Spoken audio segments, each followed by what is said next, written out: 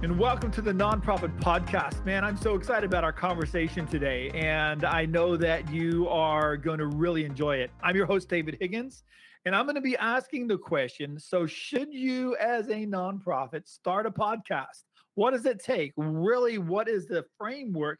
For most of us, our entire education focuses on the mission that we're trying to accomplish as a nonprofit, but we're trying to get that voice out. What we have learned to help the people around us and to connect with our community, we're trying to magnify that. So how do we do it? We could do it online on our website, blogs, but have we considered a podcast? And is a podcast right for you? What does it take? It's not quite as simple as it used to be a few years ago. But we're coming into an age where there are a lot of podcasts out there, and it's becoming a preferred way of listening and learning as well. So let's go ahead and have a look at that conversation. Before we do, we are going to jump into just a book that is sponsoring this particular episode, and that is the book Demystifying Fundraising Funnels. It is a digital marketing blueprint to fund your nonprofit. Imagine if you're sitting down with your board and you're going, look, we're needing to move into digital marketing. And what does that sound like and look like? Well, if you have a board of 7 people, especially as they get into older years, as many of our nonprofit boards are, there is this constant confusion of verbiage and what does language mean. Well, what this book will do for you is everybody comes to the table understanding what you are proposing. Not only that, you're able to show them how modern networking techniques, marketing techniques is going to allow you to connect to your community, to be able to move to the next generation of donors and bring your fundraising to a whole nother level. So check out that book wherever books are sold, at Amazon, Audible, as well as ebooks. And I look forward to getting questions and answers as we dive into what your nonprofit is doing. Well, what are the best ways to help people become aware that your nonprofit is connected to the community and it has great information to impart for those who will listen? Well, it just might be a podcast. Have you thought about starting a podcast? And are you considering what the ramifications of that is? A nonprofit, just by existing, has answers to questions society may need to know. But is this a right strategy for you? I don't know. This is what we're about to look into with our next guest. He's a co-founder of one of the top podcasting ad agencies in the United States. Headquartered out of Texas, it has represented podcasts like Inside Marvel, Watching Dead, The Bill Bennett Show, Rogue Theory, Affording Anything, and many, many others, including Pulp. He has mentored and worked with nonprofits like Executives in Action. And in 1993, he launched his own advertising agency, Selah Associates. He has been VP of Sales at Westwood One, wow, and Cast Plus. The nonprofit marketplace, he has built a reputation as a person that can see if a podcast is viable and ready to grow or not. And most importantly, he's today with us to help frame the question, should your nonprofit start a podcast? Rick Selah, thank you for coming to the Nonprofit Podcast. Welcome. Thank you, David. I don't know if you heard all the applause in the background when I was done with that intro. It was roaring. I couldn't even, I had to mute everything of the sound. So yeah. I may have to get one of those applause buttons and get ready to push it when I do those kind of intros. All right. So let's get off with the big question. How many podcasts have you been representing at Podcast Ad Reps? Yeah, well, Park currently represents about 120 podcasts, and they feature anything from comedy to female lifestyle, business and tech, health and fitness, news and politics. I know I'm missing some. Oh, what we refer to as geek content, meaning Inside Marvel you mentioned earlier, and or Wookiee Leaks, the Star Wars Mandalorian kind of review show. So roughly a third of our podcasts are with large studios, another third are with their own networks, and the rest, frankly, are produced by independent content creators who, are really comprise the core of the PAR mission. We started with independence. We love working with independents, and it's probably not going to change. However, you may have read in the trades and learned that PAR has been acquired by Libsyn AdvertiseCast, so our catalog is really about to significantly expand with some incredible content. That must be quite the journey to have that kind of a merger take place. Yeah. I can't imagine. Yeah, it's been. I tell people I had a colonoscopy scheduled about a month ago, and what we've gone through with the due diligence process. I'd go through 100 colonoscopies before I'd go through a daily colonoscopy. It's pretty engaged, pretty involved, but we're at the back end of it now, and so to speak, and so it's been and it's just a great strategic move. I know you're going to ask me later in the session about that, but we can talk about some more details down the road.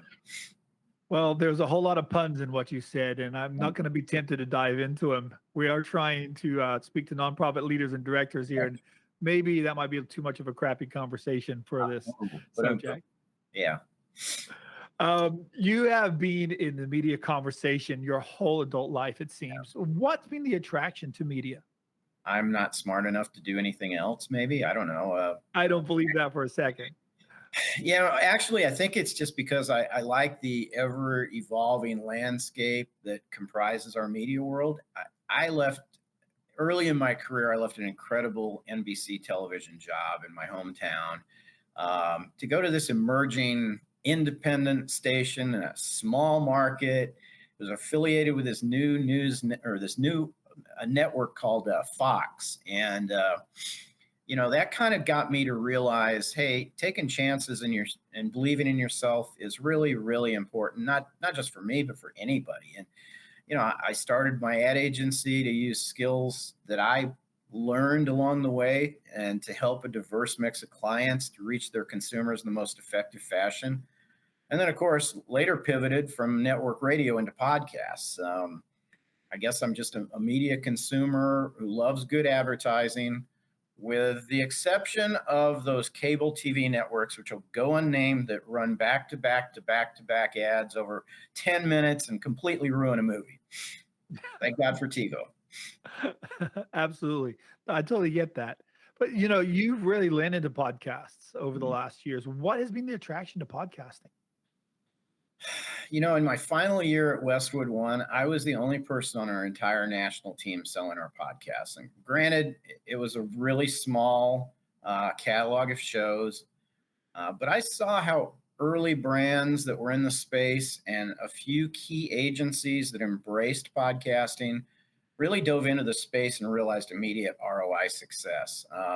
There's a one-on-one connection with the audience and the host that you simply don't really get in very, very many places anymore. And, nothing seems to be new in advertising, but really podcasting felt to me like it rolled back the clock to 1960, before I was born, barely. But, back then, large brands like Procter & Gamble and Kellogg's and Westinghouse were the only sponsor of a radio or TV show, and they dominated the share of voice in the shows that they supported before the term share of voice was even a thing. I knew at that point in time, at the tail end of my Westwood One career, that if podcast creators continued down the same course, there's going to be an explosion of really engaging content. And I guess I just wanted to figure my path ahead that way. Well, with all the podcasts that you ran into, I'm sure you have some favorites. What are some that really stick out to you? I can tell you the most recent one I listened to was this morning. And, right now, Par reps the official Yellowstone podcast, which is hosted by Jefferson White, who, if you're a fan of the show, he plays Jimmy. Love the show. Absolutely love it. Jimmy and Jefferson had never hosted a podcast before. It was his first time. They just pulled him out of the cast and said, "Hey, you want to do this?" And he's like, yeah, I'll try it. I'm a huge fan of Yellowstone before they even came to us, but I think it's the most watched show on TV right now. Is it really? I believe so. I saw something on there that, TV is so fragmented anymore. A network like Paramount Plus comes up, and they really have done a good job of creating this unbelievable content. And I just think Jeff does a great job discussing the inside scoop with a different set of his castmates each week. If you listen to the show, I just listened this morning to the episode with Faith Hill, Tim McGraw, and Isabel May, who are the main characters in the spinoff series. 1883, right? Yeah, and it was absolutely riveting. I mean, Have Jeff you watched any of that new series? Oh, yeah, I'm caught up to date on that. I love it, and The night that it comes out, my wife owns her own business, and yeah, it's the one thing she does is there's a couple shows we watch together, and that's one of them. She loves both Yellowstone and that. and it's funny. I mean, it's everybody when it first came out, everybody thought it was going to be a male focused show, but it's really females drive the viewership, and I think we're seeing about 60% of the audience on the podcast are women, and it's just because the characters are. I call it a modern day a modern soap opera based in this incredible scene in Montana, and Texas. And they deal with hard realities, and they don't like try to modernize it and clean it up so it's sensitive to just our modern thinking. It's very real, in my opinion. It is, and some of the other shows that I listen to are Hard Factor, which is it's just kind of think of a bunch of guys sitting around a bar and talking about just ridiculous news of the day. They've got like Florida Man Friday, and it's a daily show that we started working with about a year ago, and I was kind of a fan of the podcast before they came to us. And you mentioned Afford Anything. I like the host Paula Pan in that she does a great job of discussing personal finance. And one of my other recent favorites is the Kremlin File, which is extremely topical given the news from Ukraine that's going on now. So I just listened to that, the most recent episode yesterday, and that's kind of fascinating. That's the fun part of podcasts, that you can really find a podcast that matches your taste no matter what your taste is. Yeah. Now I've got to go to Ukraine a couple of times working with nonprofits there, and you fall in love with the people and just hurt for where they're at right now. They're kind of between a rock and a hard place. Yep. And just a difficult place to be in history. Yes, it is. So what are the characteristics that you find highly engaging in an independent podcast? Yeah. Easy question. First, talent has to be interesting. Uh-huh. And really, second, there needs to be a laser focus on the concept their podcast has to convey to their audience. It's kind of a chicken and the egg thing. You have to have the content to get the audience, but you have to have the audience to get, to be recognized. But some of the best podcasts that I've listened to, or we work with or don't work with, really have a timeless quality where you can download them 2 years from now and they're still entertaining and relevant. And that's hard to do. It's a simple answer to the question, but it's hard to attain. It's been such a learning curve this last season for us. Every time we try to do a little better and a little better, and it's an unending mountain to climb of skill sets that you're trying to put into, especially when you don't have a huge amount of resource. Yeah. But I've enjoyed the journey. I really love getting to do this.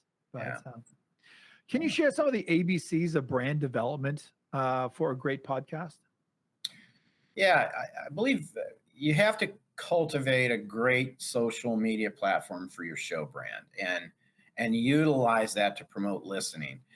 It's not always going to give you success. We work with some influencers that have massive social media followings, but their podcast failed miserably. And I'm not going to say who, but we've worked with two that were just they were awful. And part of it was the talent wasn't good in the podcast format. They might have been good on Instagram or whatever, but they just simply were not good podcast talent. And I'd say the biggest thing really in order to develop a great podcast is like anything, you have to find a mentor, or in our case, a studio with experience developing podcasts in the category that you want to explore, and lean on them to help you. And go to podcast conferences, and really never stop seeking advice from people that are successful podcasters who are willing to help you. I can't go to a podcast conference without being interrogated every stop along the way. And, there's a point of being a pest to some people, but I think most podcasters, the great part of our business right now is we want all boats to float. We want every podcast to be successful and every content creator to be successful. There's no negative competition out there, I don't think. I mean, I'm sure there probably is, but we try to deviate from anything negative and try to help everybody be as successful as they can be or want to be. Not always. What are some of the podcast conferences out there that you say, David, these are really the ones to pay attention to? Yeah, I think the best ones for us are our podcast movement, which our podcast movement was in Nashville this year. It's in Dallas next year in August. But they also have an Evolutions, a second show in LA at the end of this month, end of March, I'm sorry. And it's the biggest in the industry. There were probably be 3,000 people here in Dallas this year.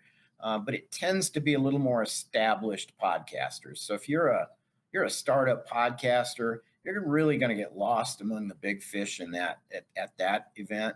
I know Podfest has been more creator development oriented, and that's based in Florida, I think Orlando every year.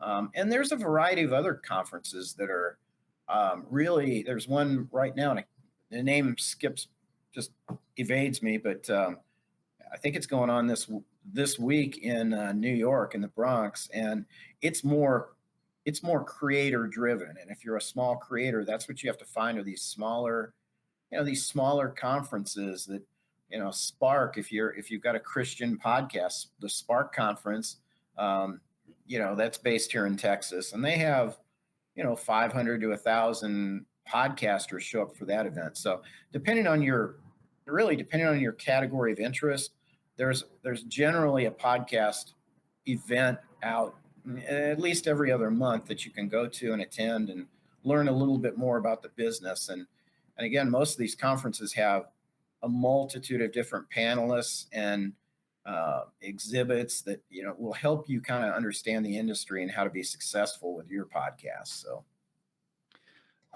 just for you listening audience, we'll go ahead and take a bunch of those conferences that were just mentioned. We'll put those links in the show notes, so you can just click on them and just check them out at your time.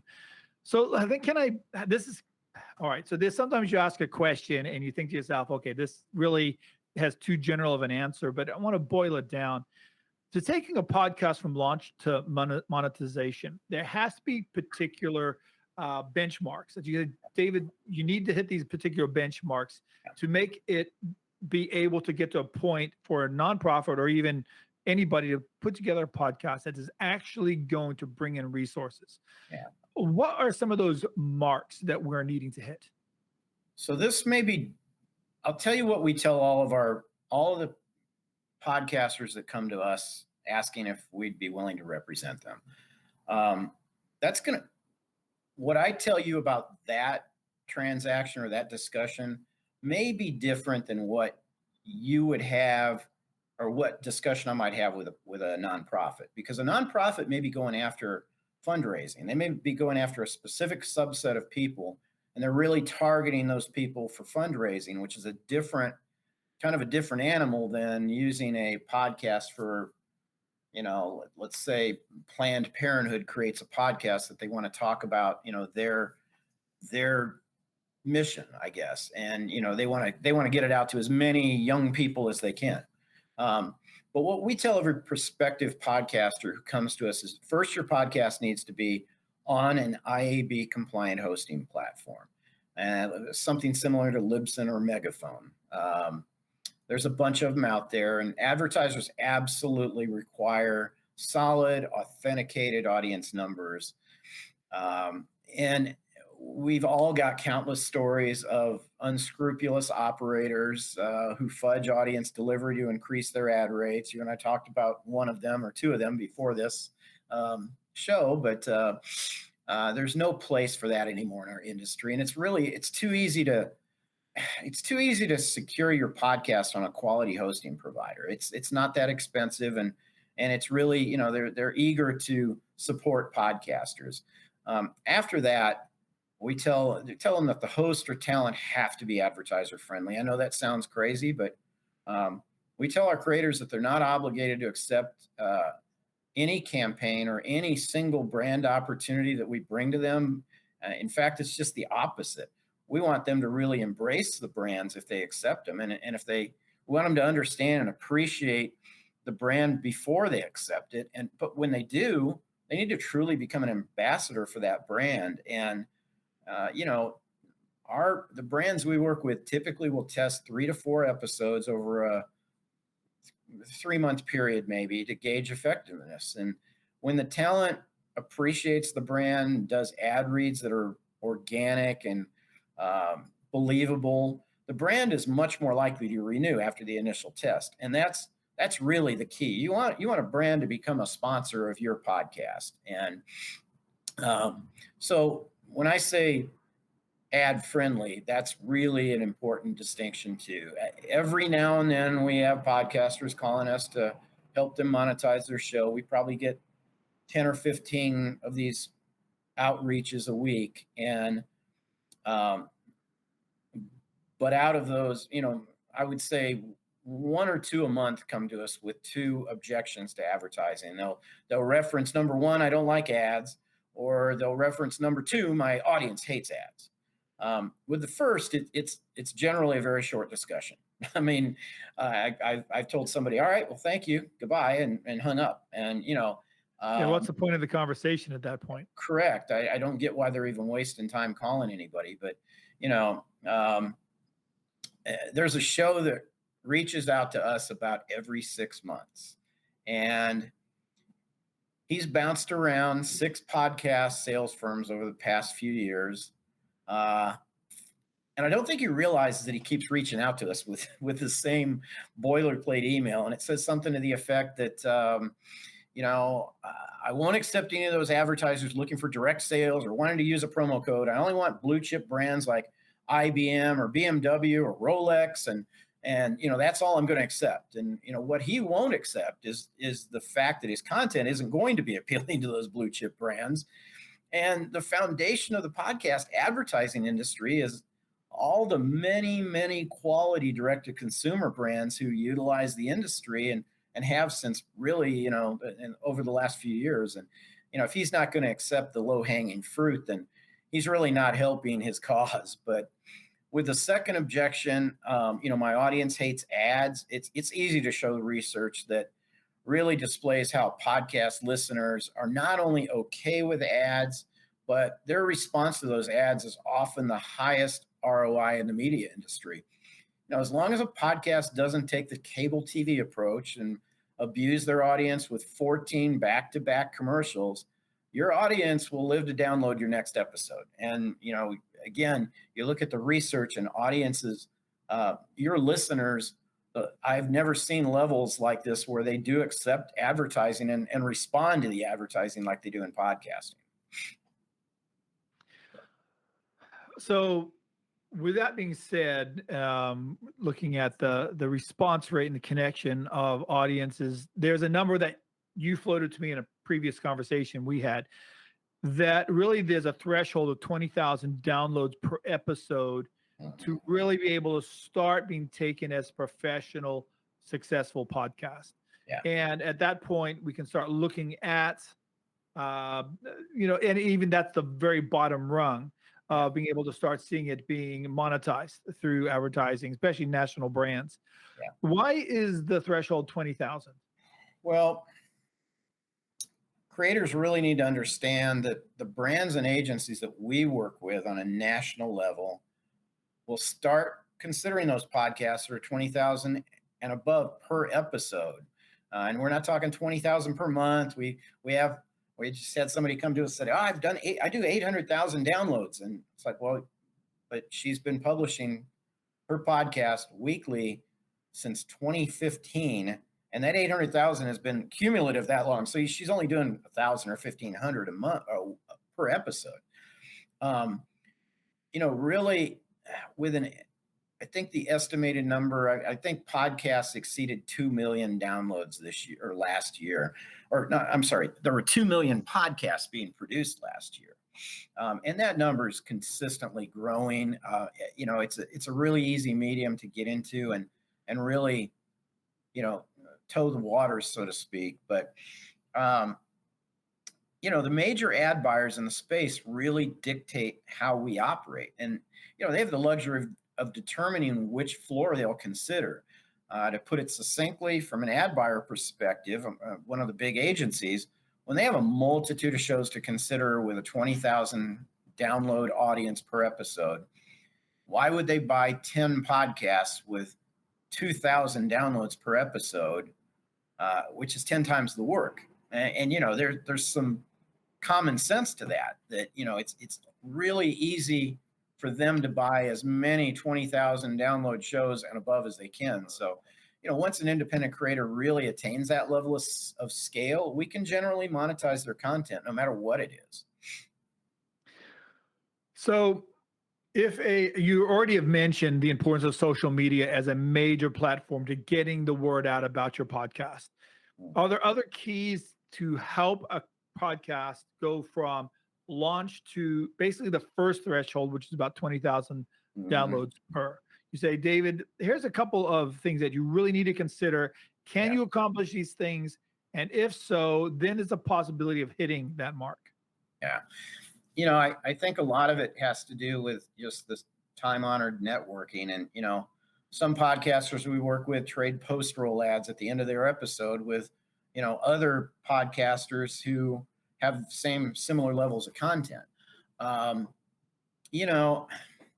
There's a few podcasters I know of. I know one podcaster he's got a $400,000 budget he spends on other podcasts to promote his show. And he does incredibly well. I mean, he does, 200, 300,000 downloads per episode 3 times a week. So, he's generating $4 to $8 million a year in revenue, in ad revenue. That's him and Joe Rogan are, absolutely not the norm out there. I think most of the podcast creators that we work with have an established, connected social media platform with really strong, if they're successful, they generally are going to have strong follower engagement on their social media, just like they do with their podcast. I just think I can't underestimate the value of a strong social media platform. It used to be podcasters were gaming the system by buying bots out of the Philippines or Brazil to artificially inflate their numbers. Those days are over. It's too easy to see and reveal those lies. And that's, again, the importance of being on an IAB compliant platform that can determine, hey, they're not letting 10,000 followers come through overnight from the Philippines. They know what that is. And that's, some unscrupulous creator that's just trying to game the system. But that doesn't happen anymore. But it's hard to do any shortcuts in this business. It's really gotten more and more difficult, like any emerging, growing, established industry. So it sounds like it really comes down to the podcast team's ability to network, engage in social media, and really try just basic, everyday, organic engagement. Yeah, there's just no shortcuts. I wish there was. Trust me, if there was a shortcut or panacea in this world about creating a podcast that grew an audience overnight, we'd have 1,000 shows in our catalog all doing the same thing. But it's really every podcaster, every creator, every show is a little bit different and has those. But they all have the same challenge of wanting to grow their audience or have more people listening. Absolutely. I totally see that. Are there particular things that really make a listener stick? Oh, yeah, pretty easy. I mean, easy and obvious. Constantly interested in engaging content in each and every episode. You can't mail in an episode. You got to be committed to it. You got to do your homework. You've got to make sure that each episode is as fun and impactful for the audience as the last one. Again, easier said than done. Yeah. Yeah, talking nonprofit stuff is not usually high humor. Can be interesting if you're a listener that's trying to build your nonprofit, but There is certainly not kickback and just pure entertainment value in our conversations. Yeah. So now with podcast ad reps, just this last 48 hours has brought so much change to who you guys are as an organization. What's going to be the next steps for you guys? Well, back to the early reference, we just inked a deal with Libsyn to merge our team and our assets with AdvertiseCast, who they purchased last year. And we've known and respected the AdvertiseCast founders and their team for a few years now, and they're probably 2 years ahead of where PAR is today. And it's just a perfect strategic marketing move to immediately expand PAR's sales and ad ops team, which is what we were really trying to do over the last year, was figure out how we could continue hyper servicing a growing podcast catalog. And we're really excited. I mean, Libsyn is one of the oldest, most established companies in podcasting. I think they were founded in 2005, so I don't even know their podcast back then. But they're good people, and the CEO Brad Turpak has a very clear vision on where he wants to take that company now and for the next 3 years, and we're excited to be along for the ride. That's fantastic. We end every one of our podcast shows giving a shout out to nonprofits that are doing a great job. I pick one and then I throw it at you. You can pick one. I'm sure you have more than one, but you ready to do this? Sure. Let's do it. So the charity that I chose today has scored always well over the 90 percentiles at Charity Navigator. They get a 4-star rating year after year. With their rating, and this the wording directly from Charity Navigator, donors can give with confidence to this charity. Their mission has to do with breast cancer awareness and education. Most women feel overwhelmed by vast amounts of information, and it is terrifying by the burden of having to make critical decisions quickly. And so breastcancer.org was created to help not just with the education, but the understanding and empathy of taking a person through this particular journey. The reason why I chose breastcancer.org is they have a nationally well-produced podcast that has been around for some time now. It's called breastcancer.org podcast, and you'll be able to easily find them on any of your podcast networks, on Spotify, Audible, as well as iTunes. And they are a nonprofit that saw the value of podcasting and said, you know what? We think that this can help us get the message out. And they certainly know their niche. They stick to their niche. They stick to their talking points. Their job is not to entertain, but to inform. And because of that, they've created a really great network and solid downloads per episode. But more than their podcast, they themselves are just a well-run, well-intentioned organization that sticks to their mission. So my shout out goes to breastcancer.org. All right, Rick, your turn. Who would you like to give a shout out to? Awesome. I'd like to give a shout out to the Grant Halliburton Foundation. This foundation that bears his name was established in 2006 in memory of Grant Halliburton, who was a Dallas teen who battled depression and bipolar disorder for several years before his suicide at the age of 19. My daughter, Kebra Selah, would be 33 years old today, if not for one night back in July 2004 when she let her teenage emotions get the best of her, and suicide had taken a handful of prescription cough pills.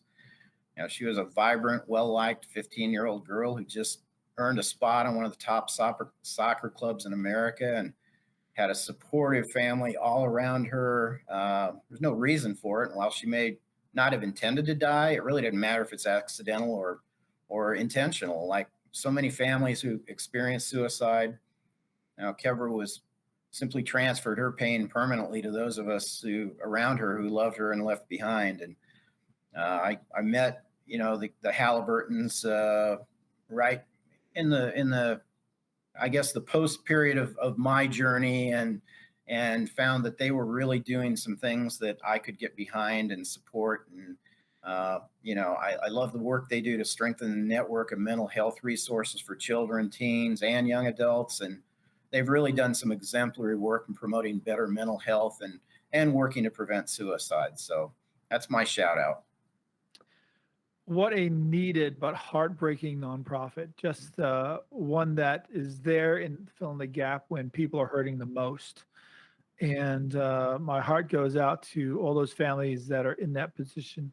It's the greatest victims are the ones that loved the one that was lost. And that's so hard. Yeah, indeed. Thank you, Rick, for being our guest on the Nonprofit Podcast. It's been great talking to you. Yeah, it was my pleasure, David.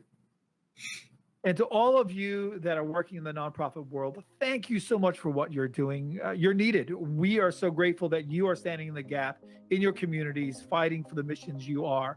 The reason why there's hope, the reason why there is grace, all these wonderful words that we can talk about is because they're entered into many of our communities by your efforts. And so thank you for that. And until we talk again here in just a few days, you have an amazing week, and we'll talk again soon. Bye now.